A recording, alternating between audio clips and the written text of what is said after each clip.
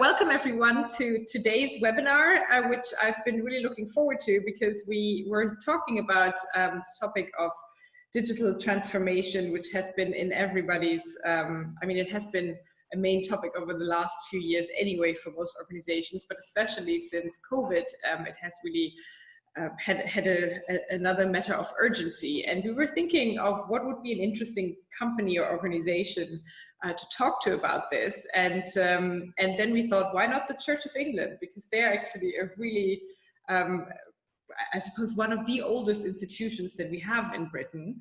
And they have been on an interesting digital journey. And I'm really pleased to be able to welcome Adrian Harris today, who is the head of digital, actually the first ever head of digital of the Church of England, who has agreed to talk to us today about the journey of the Church of England, but also specifically about kind of what happened for them in the last 4 months. So before we start, just as always, I want to give you an overview of the upcoming webinars that we have, because since this is our summer engagement series, we'll be going through the whole summer. And next week we have our colleague Daniel Bionza talking about rethinking the trading floor in the times of COVID. And then on the 5th of August, we actually have a webinar that is guest hosted by our colleague, Professor Bobby Banerjee, with one of the spokespeople for the Extinction Rebellion. And it's very much about COVID and climate change and how these two are related. And then, given the situation that I suppose everybody who's joined today's webinar knows about, we kind of thought it would be interesting to have a special edition webinar to talk about the impact of changing a name. So not specifically our name only, but in particular how you can see name changes from different perspectives, such as economics, marketing, organization, etc. But let's get back to today's guest. So really happy to welcome Adrian. Hello, Adrian. Hello. And Adrian, as I said before, is the Church of England's first head of digital. But before he took up that role, I think in 2016, is that correct? Yep. He was the head of digital for Bupa, and before that, the head of digital for Tesco. So quite a few different organizations, you might think, but maybe they also actually have more things in common than you might think. So we'll talk about it. And as I said before, the idea for today's webinar was a little bit, it's kind of summarized by this comic that possibly all of you have seen, and versions of this have been going around, which is kind of the joke that it's really COVID-19 that has forced a lot of companies and organizations to take digital transformation much more seriously and speed it up because they actually didn't have a choice. So it'll be interesting to hear from Adrian how that is also true or not for the Church of England. And I'm going to hand over to you now, Adrian. So Adrian is, as always, going to speak for about 10 minutes, not more, and give us a little bit of background, and then we will move over for the rest of the time to your questions. There we go. So I'll stop sharing my screen. Thank you. And I'm going to hand over to you, Adrian. Thank you very much. There we go. Well, it's very good to be with you today. And as Caroline says, so I've worked for the CofE for 4 years. Previously worked in more corporate roles for a large multinational healthcare company, Bupa, and then before that for Tesco, and that was a group role, so in the UK, and working with international markets as well. And this job came along. I'm a regular CofE churchgoer, and I thought this is a great opportunity to change something that I deeply care about from a pretty poor user experience for not just regular churchgoers, but particularly for people exploring faith. So it's been wonderful with a team of colleagues to embark on a journey over 4 years to make things at Dunsite better than they were. So just a couple of things as sort of scene setters. I deliberately included this screenshot of our old website. This was our website until the end of November 2017. And for me, this was a great example of where the church not having a digital team, having one member of staff and starved of investment, what that actually meant in terms of the output. And what that homepage for me shows is how we put absolutely everything and hoped that someone might engage with something. So you can even see very internal things like renewal and reform. The church's strategy had this huge space on the homepage. And then very more internal sounding names like the National Society, without giving any explanation. That was a key menu item on the website. And so that was just one example of many where the church hadn't invested, and a strategic decision was made to release some money from reserves so that the church could not just catch up, but aim to get ahead and to provide and share the Christian message with a range of audiences. And in terms of other things that the church wasn't doing, there were no major seasonal campaigns, so there wasn't really much being done, for example, at Advent and Christmas nationally. There was no training provision. Training provision is now a really key part of the team, and I'll talk more about that. And there was little opportunity to innovate digitally because there wasn't the budget there to do it. The church had been on social media platforms, it had been on Facebook, Twitter for a number of years, but actually this was very much one way and very much just sharing very, very basic content, not even sharing the prayer of the day. So even that regular pattern of basic content. So the funding was secured and a team recruited in the autumn of 2016. And what I can now share is where the church is today, which is, you won't be surprised to hear I'm biased, but I think is a considerable way forward than where it was in 2016. So there's now a team of 10 people. We've got in-house content producers. So we make and record our own video content. At the moment, a lot of it is user generated by nature of social distancing. We have our own audio producer for podcasts and audio. We have a social media expert. We have experts on website and building engaging websites, and also experts in research and insights and training. And all these people have come from different industries and have come to use their skills to serve the church.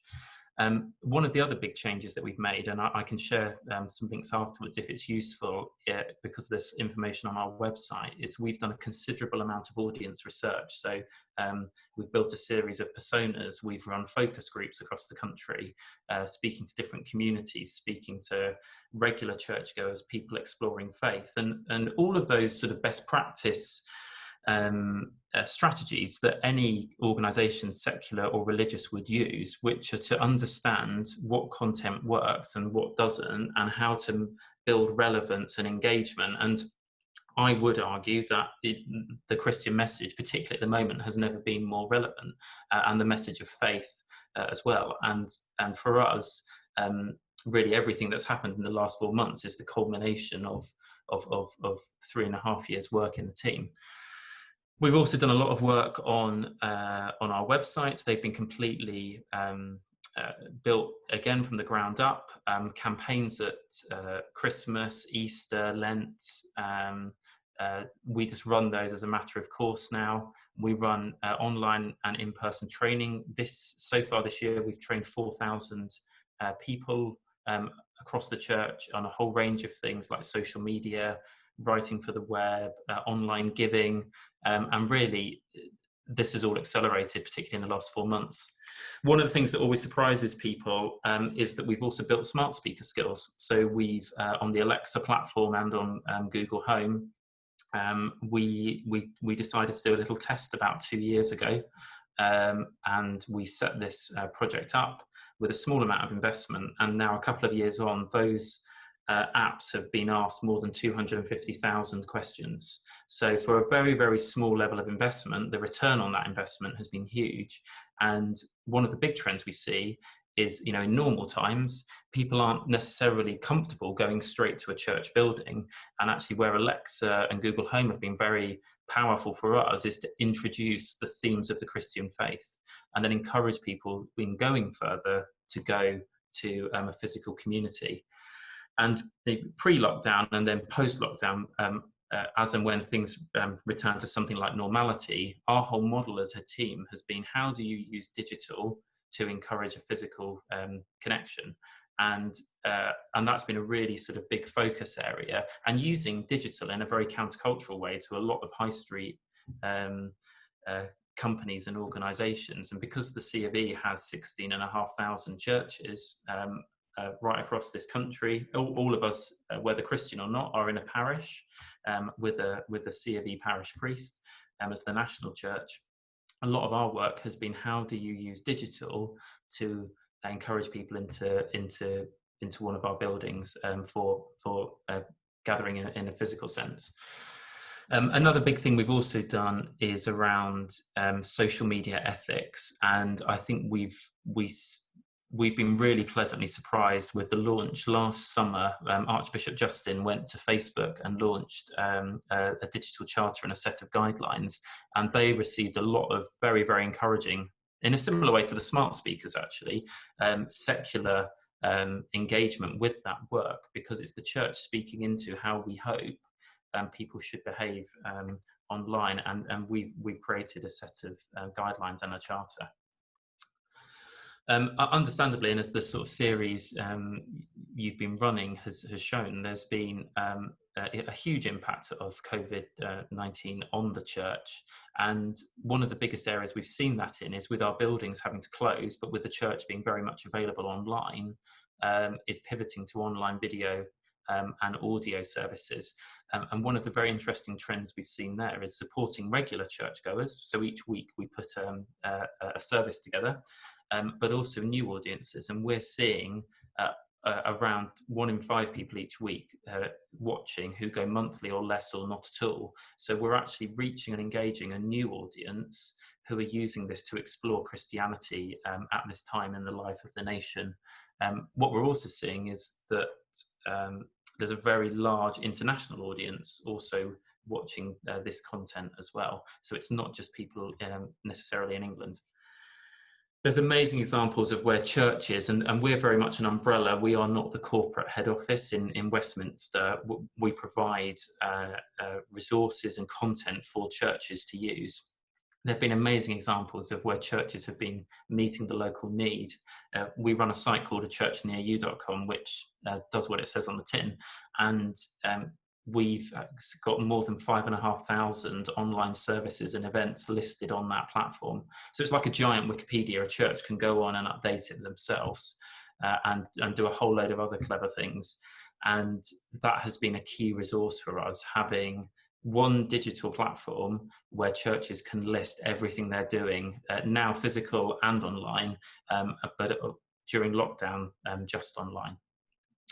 Another big change as well has been in the rapid cascade of guidance for parishes and clergy. That has been a really key part of our work. And providing national resources. One of the things that I'm really proud of is how, particularly in areas like mental health, is we've partnered with real experts in this area who are Christians and in some cases clergy to create mental health reflections, and they've been so well received that we've ended up working with organisations like the BBC who've used them as part of their religious broadcast output. So there's been a lot of join up and a lot of engagement. And then just finally, in terms of some of the lessons learned, I mean, there are far more than this, but trying to distill it down into a few key elements. And I think these would apply if I was still working for a secular organisation, if I was in a business as much as it does working for the church.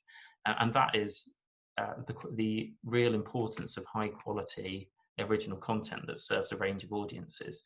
And for me, that's really been brought home throughout this. So each day, colleagues in the team put together 2 services that are available as a podcast.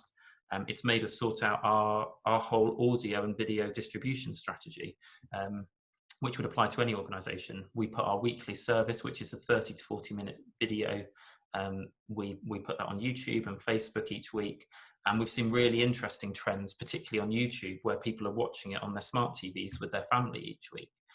So that production of high quality original content that people can't get anywhere else has been right at the heart of our approach. One thing we've also done is regular feedback loops to constantly refine and improve the digital offering. So each week at the end of a weekly service, we run a survey, a really simple survey monkey survey, where we just ask a couple of questions. How often do you watch? Are you watching with a family member? Are you a regular churchgoer, etc.? And that has really helped us, just a quick pulse survey of a couple of questions to understand our audience and to better tailor the content. On a related note to the first point, in terms of producing core content and reusing across a variety of platforms. So you'll see on the top right, colleagues at Lambeth Palace, where Archbishop Justin lives and works, worked on this Daily Hope line, which has now had 2 million minutes of listens in the last few months. And we provide daily prayers, we provide the weekly online service that is in video format, in audio format, and it means that people who cannot use the web are hearing and engaging with our content. And that has been a really big learning and insight for us, is how you produce something once really well and then make it available on a multitude of platforms. And in some cases, slicing it up as well. So we will take our weekly service, we'll take the prayers, use that in the week, we'll take the sermon, use that on a particular day, so that we're really maximizing the value of that message. And then finally, the importance of the timely cascade of information, even if it's not already. This for us has been a big learning that I think we're all, I'll speak for myself, a perfectionist. And what it's made us realize is the power of social, particularly Twitter, in terms of information cascade, has been really valuable in saying, look, we're aware there's this new guidance from the government. We need to get it ready. We are working on this and we will update the website later. And I think historically organisations have tried to get everything ready and then put it up. And a big learning for us has been that iterative approach. So yes, just some thoughts, and happy to take any comments or questions.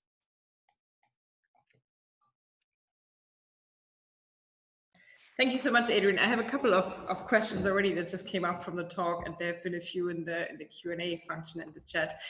First of all, we just got a question from Patience about whether we could get the video and the slides. The slides, I have to ask Adrian if he's happy for us to share them. Are you happy, Adrian? So you will get them as well as the video. They will be on our website. So the summer engagement website has kind of a log of all the materials and all the recordings. So you can definitely get those.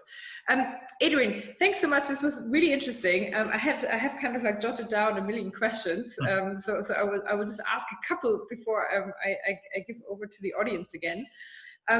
So what I would like to know, I think, is how, because what COVID has done, I suppose, to a lot of potentially resistant people in your federation of churches. So you said 16,500, is that correct? Yeah, that's right. So that is a huge network, obviously, of people who I assume have a lot of independence and decision-making ability of what they're doing in their own parish. Yeah. So what was the biggest obstacle to digital transformation you think you faced before COVID? And what has COVID done to kind of overcome that? I mean, I think like a lot of other organisations, I've been talking to people who work in different sectors, and they've said it's made, it's not that it's forced people to use digital, but it's made people realise that actually it isn't necessarily that difficult to stream with a smartphone a service from your home, or to set up a Zoom call and have a virtual coffee morning after a service or event. And I think that for me has been one of the really wonderful things about this. It has been to see the way in which it has been genuinely so readily embraced by local churches, because ultimately that is where, you know, we provide an umbrella of content and make sure there is a range of provision, but also people are very tied to their local communities. And that has been one of the genuinely heartwarming things, is to see how churches have adapted, and not just adapted, but embraced. And I've been really, really, really encouraged by that.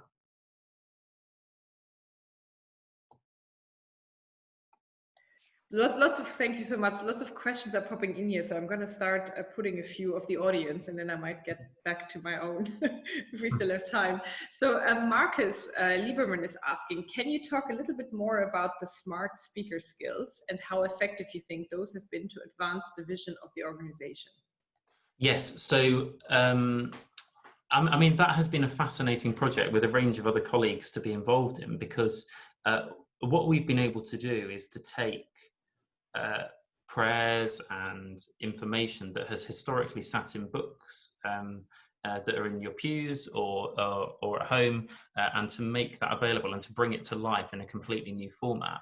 What it's also done is it's given us content that we don't just use on smart speakers. So we found we've significantly enhanced our audio offering on our main website, because we've reused the same content. So I think that started us on the journey of realizing the value of producing really good quality core content. In most cases, it already existed, but making it available through a multitude of platforms.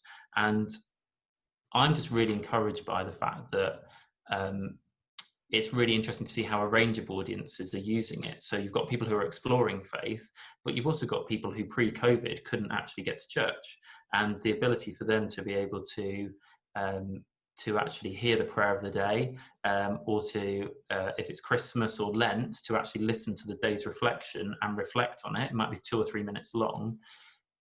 I think that has been a really powerful thing for us, where we've connected not just with a younger demographic, but also for people who might find it difficult to actually get to church. And yeah, I just love the thought that it has served a range of audiences, and I reckon we must be over 250,000 questions now, in just 2 years. I think, as I said, for the scale of the initial investment we made, that's well beyond our wildest expectations of how it might be used. Can I ask you follow-up questions on that? Yeah. Because I kind of looked at Alexa skills. I don't actually have one myself, I have to confess, but I just had a look about how present faith was on Alexa, and I suppose I was surprised by how much there is. So if you don't actually say Church of England, I suppose you might just get any other type of content, right? So Yes. how do you actually ensure, like, does it matter to you? Because I guess the idea of bringing faith closer to people is much broader than the Church of England. So how do you encourage people to actually engage with the Church of England rather than somebody else?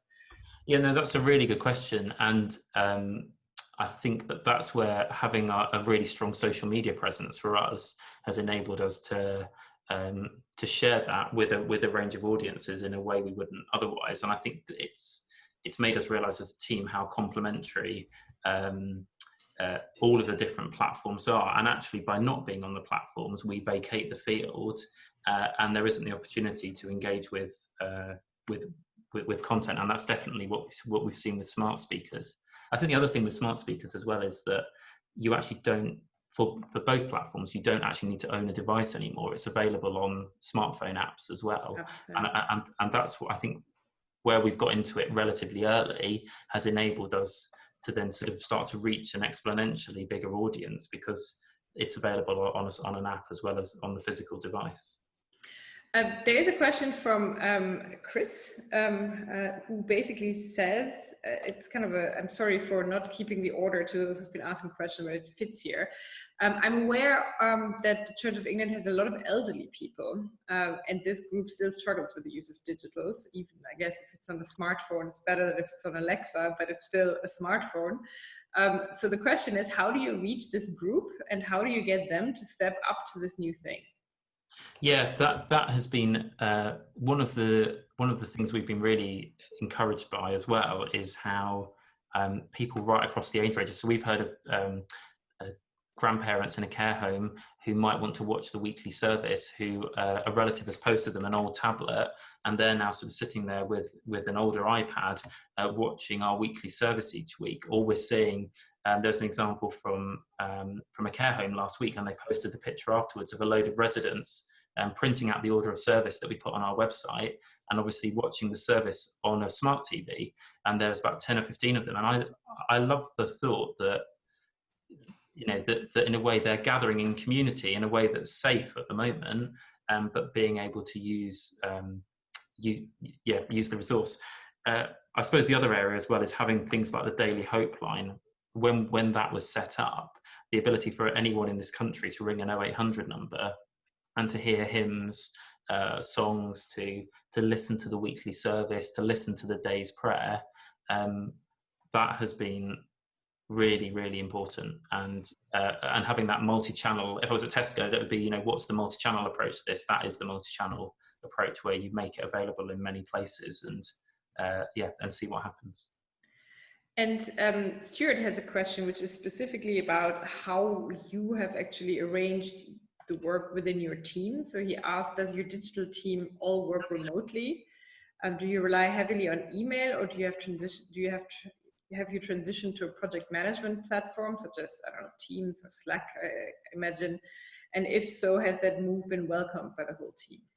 Yes, I mean, I'm pleased in the sense that we got ahead of this with using Slack very heavily from when the team was created back in 2016, and that has really served us well because it's baked into our culture. So we use Slack, and it's cut down on emails massively and allows us to be more collaborative. And we even use most of the week we use Slack audio for our daily stand-up calls, so we do that every morning, and then once a week we all join a Zoom call together, and then we can all see each other physically. So that's, I think Slack has been really important, and Teams as well to a lesser extent. But without that, I mean, I do wonder in organisations that don't allow productivity tools like that to be used, because I don't know about you, but I get enough emails as it is. I don't, it really does cut down. And I think that's been one of the things that has been an unpleasant surprise, which is the number of emails, particularly in recent months, it's been berserk, and it's very hard to keep on top of it. And I think that's where tools like Slack have really come into their own. And we're quite strict on boundaries as well. So, we really try and make sure that we don't post on it out of hours. Everyone in the team does social media duty, including me. And unless it's absolutely essential, we don't post out of hours, because we realise that separation between work and home is very fine at the moment. And it's important to respect those boundaries. Thank you for that. Let's try to get a couple more questions, because we have still a few minutes. Andre asks, I think it's an interesting one. How have other faiths been using digital in a similar way, or in a very different way? And I suppose it also raises the question whether there is some sort of, I don't know, like a digital Teams for Faith exchange forum where you actually compare notes on what works and what doesn't work. There is Churches Together in Britain. There's organisations like that, and Churches Together in England, where people do gather and share best practice. But what if there aren't churches, but other types of other types of organizations? So do you know how other faiths really are using digital? To be honest, I've been so focused on the CofE that I've been keeping an eye on our brothers and sisters in other denominations. But actually, I think where it's been very effective for lots of Christian faiths and other faiths is in the space of how it has empowered, local mosques, local churches, and groups to use technology that is mostly free to share in the life of faith communities, and that has been, I think, the speed of change. I was talking to an imam a few weeks ago about this, and it's really interesting how that speed of change and the way people feel empowered in a way they weren't before has been very profound, I think.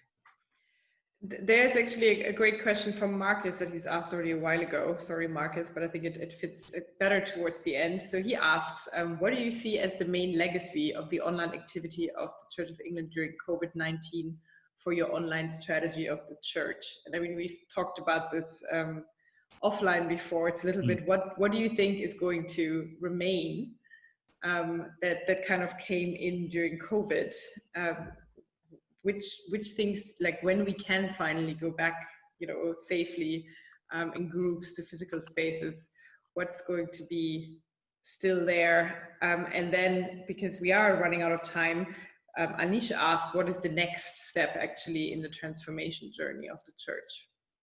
Both very profound questions. I think there's a lot of talk at the moment in religious and secular organisations about the mixed mode, and I think that is definitely here to stay. I think they say it takes 3 months to form a habit, and I think the way that churches and the work we've been doing nationally, I'm absolutely certain that, for example, we are continuing with our weekly online services for the rest of this year at least. We're looking at how we support churches that are obviously able now to reopen and to conduct services and events, and how we support churches that want to do both of those things. And I think it's had a very, very, in terms of the ongoing strategy, I mean, it's something that we're looking at as a team. It really has accelerated our work. So we were always looking at online services. We were looking at the provision of music and other resources, and all of that has just been turbocharged in recent months by nature of the crisis that the country and the global community's faced. And I think there's a lot that is here to stay. And if the church hadn't invested back in 2016 in this area, I think it would really have struggled, because there wouldn't be the national training capability, there wouldn't be the content producers in-house. And I think it's interesting for me about how the sort of value of both the online and the in-person experience, I think a lot of people have realised how valuable both are throughout this. And what's the next step, you think? Finally, and you have like half a minute to answer.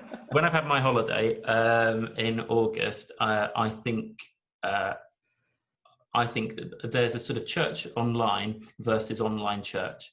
And I think there is a very, very interesting conversation for the church to have at all levels about what that means, because we've been providing online church, but what does church online look like? And there's a lot of discussions already happening about that, about how we keep both, obviously, but yeah, how one feeds the other and vice versa. Great. Thank you so much, Adrian. We're a couple of minutes over the time, so I'm afraid we have to leave it. We have to leave it there. Just to remind everyone again that we have a webinar coming up next week, and we hope that you will be joining us again for that, which is about rethinking the trading floor. Adrian, thanks so much for your time, and thank you everyone for joining, and hopefully see you next week. Thank you. Bye.